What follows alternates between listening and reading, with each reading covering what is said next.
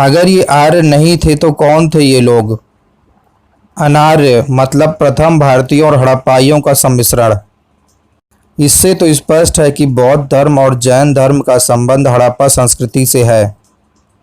साफ शब्दों में अगर कहें तो ये दोनों धर्म हड़प्पावासी, जो कि किन्हीं कारणों से हड़प्पा सभ्यता को छोड़कर देश के विभिन्न क्षेत्रों में बस गए थे, उनके ही धर्म हैं।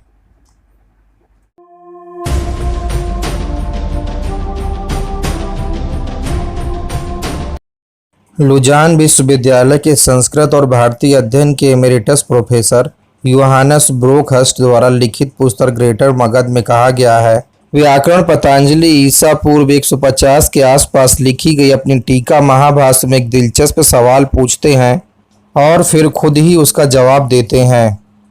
आर्यों की भूमि कौन सी है? यह क्षेत्र है पूरब में जहाँ सरस्वती लुप्त हो जाती है, पश्चिम में कालका का जंगल, हिमालय का दक्षिणी भाग और उत्तर के पारी यात्रा पर्वत।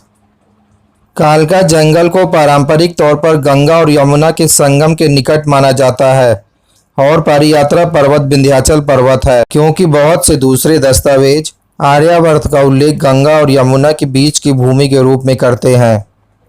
ब्रोकहर्स्ट लिखते हैं कि पतंजलि के महाभाष्य का यह अंश लगभग जस का तस अन्य ग्रंथों तथा बौद्धयान धर्म सूत्र और वशिष्ठ धर्म सूत्र में मिलता है। तो इससे इस दृष्टिकोण की पुष्टि होती है कि गंगा और यमुना के संगम स्थल से पूर्व का क्षेत्र बहुत से ब्राह्मणों के लिए पतंजलि के बाद भी कमोवेश एक विदेशी इलाका था। यह वह जगह है जहां उस मौर्य साम्राज्य की नींव पड़ी थी जिसने दक्षिण एशियाई उपमहाद्वीप के बड़े हिस्से को अपने दायरे में समेट लिया था।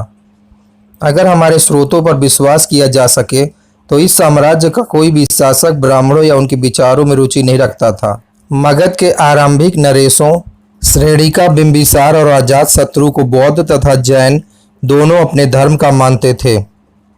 नंद वंश के राजा, जिन्होंने 350 के आसपास साम्राज्य की शक्ति को पाटलिपुत्र में संगठित किया था, जैनों के जबरदस्त संरक्षक के रूप में उभरने लगते हैं।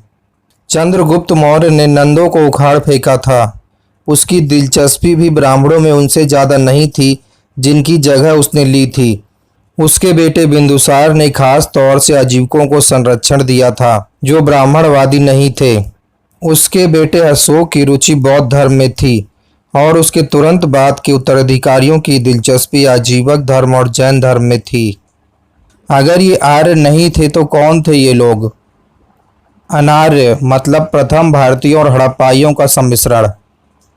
इससे तो स्पष्ट है कि बौद्ध धर्म और जैन धर्म का संबंध हड़प्पा संस्कृति से है। साफ शब्दों में अगर कहें तो ये दोनों धर्म हड़प्पावासी, जो कि किन्हीं कारणों से हड़प्पा सभ्यता को छोड़कर देश के विभिन्न क्षेत्रों में बस गए थे, उनके ही धर्म हैं। इसी प्रकार निष्पक्ष सच को जानने के लिए वीडियो को लाइक कीजिए, चैनल को सब्सक्राइब करिए। मिलते हैं नेक्स्ट वीडियो में एक नए सच के साथ।